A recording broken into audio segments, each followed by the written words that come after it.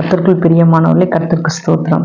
இந்த நாளில் கூட தேவனுடைய வார்த்தை சங்கீத புஸ்தகம் 85ஆம் சங்கீதம் 11வது வசனத்தை வாசிக்கிறேன். சத்தியம் பூமியிலிருந்து முளைக்கும், நீதி வானத்திலிருந்து தாழ பார்க்கும். இன்றைக்கு தேவனாய் கர்த்தர் சொல்லுகிறார், சத்தியம் பூமியிலிருந்து முளைக்குங்களா, நீதி வானத்திலிருந்து தாழ பார்க்கிறதுங்களா. இன்றைக்கு பரிசுத்த தேவனாய் கர்த்தர் உங்களோடு கூட பேசுகிற வார்த்தை, அவர் பாவியின் மேல் பாவியை ரட்சிக்கும்படி இந்த பூமிக்கு இறங்கி வந்தார். பாவிகளாய் இருக்கிற நம்மேல் தேவன் பெரிய தண்டனையை எல்லாம் மாற்றி கிருபையின் காலமாய் கர்த்தர் கொண்டு வந்திருக்கிறார். ஏனென்றால் ஆவியானோர் சொல்லுகிறார், வானத்தையும் பூமியும் படைத்த சர்வ வல்லவர் அவர் மனுபுத்திரன் மேல் காணப்படுகிற ஜனங்கள் மேல் காணப்படுகிற அந்த பாவமான கரையை நீக்கும்படி பரலோகத்தின் தேவன், அவர் உண்மையான தேவன், நம்முடைய பாவங்களுக்காக, நம்முடைய மீறுதலுக்காக, நம்முடைய குற்றங்களுக்காக அவர் ஒரே தேவாட்டுக்குட்டியானவர் பலியானார்.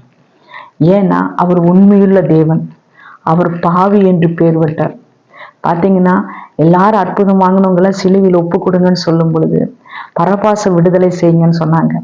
பரபாஸ் என்கிறவன் பயங்கரமான கொடிய திருடன், கொள்ளக்காரன், பயங்கரமான பாவியான மனுஷன். ஆனா அந்த மனிதனை பார்த்து ஜனங்கள் எல்லாம் சொன்னாங்க, அவனை விடுதலை செய்யுங்க, விடுதலை செய்யுங்க, இயேசுவை சிலுவையில் ஒப்பு கொடுங்கன்னு சொன்னாங்க.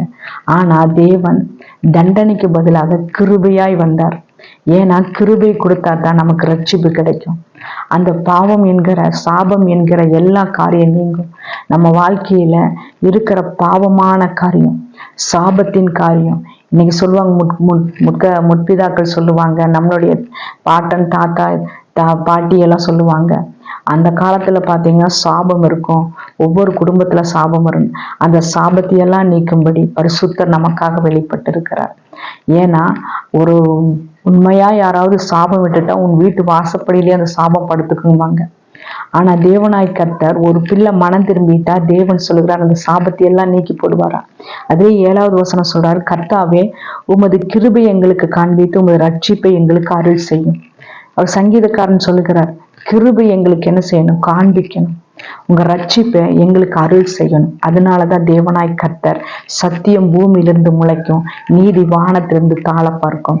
அவர் தானே இயேசு கிறிஸ்துவானவர். சத்தியம், சமாதானம், கிருபை, தாழ்மை, புகலிடம் எல்லாமே அவராய் வெளிப்பட்டிருக்கிறார். அந்த சிலுவை நாதர் நமக்காக வெளிப்படல் அப்படின்னா நமக்கு சத்தியம் வராது, சமாதானம் கிடைக்காது, கிருபை கிடைக்காது, சந்தோஷம், மகிழ்ச்சி எதுவும் கிடைக்காது. தேவனாய் கர்த்தர் இந்த நாளில் உங்களோடு கூட பேசின வார்த்தைக்காக கர்த்தருக்கு நான் ஸ்தோத்திரம்.